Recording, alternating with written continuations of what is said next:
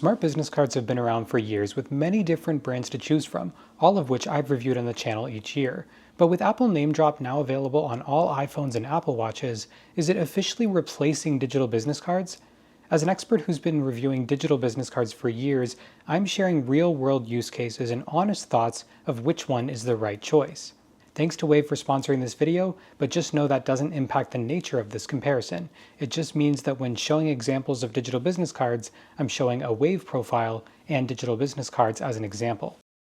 Both NameDrop and digital business cards are ways to connect and share your information, but they go about it in completely different ways. NameDrop works on iPhones with iOS 17.1 or later and allow you to bring your phone close to someone else to share your contact card, or just receive theirs in a one-way interaction. Digital business cards, on the other hand, are an NFC-enabled business card that any smartphone can tap and be taken to a web page, hosting your media and contact information, and then prompting leads to download your contact card and exchange their information. Both of these interactions allow you to easily exchange information in just a few taps, so which one is really the best choice? NameDrop is easy to use because it's built into your iPhone without any setup required, working on both iPhone running iOS 17.1 or later and Apple Watch. As long as you have your contact card set up in Contacts, you'll be able to bring your phone up to another iPhone or Apple Watch, and you're prompted to check off which information to share or receive only. Now, as easy as it is, there's a few reasons that NameDrop becomes less reliable. First, it's iPhone only. This means that if you're relying on NameDrop at a networking event, it'll only work if everyone around you is using iPhone. Second, the details you share with NameDrop are limited to what's stored in your contact card.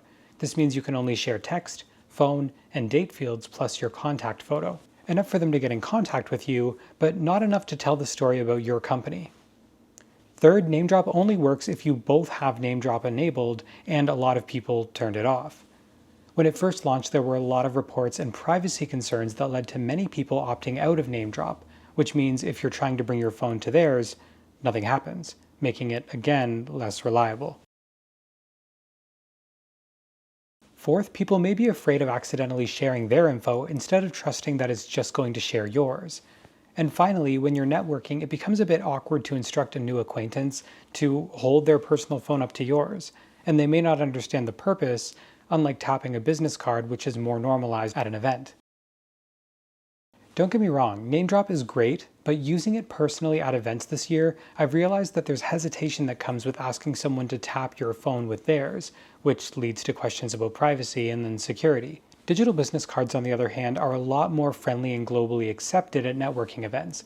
People are used to seeing business cards, and elevating that experience to an online presence just makes more sense. I'm using today's sponsor Wave, which can get started with a digital profile for free and a variety of smart business card options like the metal one that I have here that links to my profile. Present your card and get any smartphone, iPhone or Android to tap, and they're instantly brought to your custom page. And because it's digital, you aren't limited to physical cards. You can also send them a direct link, email, SMS, show a QR code for them to scan, add a virtual background into meetings, or add a digital version of your card to Apple or Google Wallet for convenient access. When a lead taps on your business card, they're brought to a web page where they can get a much clearer and intentional first impression of your business. Depending on your business, they could see your video content, they could find details and book an appointment with interactive forms and scheduling. They can also fill out an exchange contact form, which sends you their details and sends yours to them to download. Then the lead can connect via email or save your info for later. On your side, you get an automated lead collection system. Once a lead fills out your form, you can keep track of leads in the contact manager and easily edit details or follow up to easily continue the conversation. And because it's a web page they're landing on, you also get analytics on how they interact with your page so you can see what they're viewing most often, so you can optimize that page. With Wave, you also get a Teams platform which unlocks scaled features like showing your team members' profiles on your page, keeping track of your teams through a full-featured admin platform, manage your entire team's leads, and collect real-time insights for optimization. More on that in a later video. So both NameDrop and digital business cards allow you to exchange information easily. NameDrop requires iPhones running iOS 17.1, and they need to have NameDrop enabled. It shares your contact info on your contact card and is limited to text, date, and address fields. Digital business cards can be shared in a variety of ways, by tapping your card on their phone or by sharing a variety of digital options.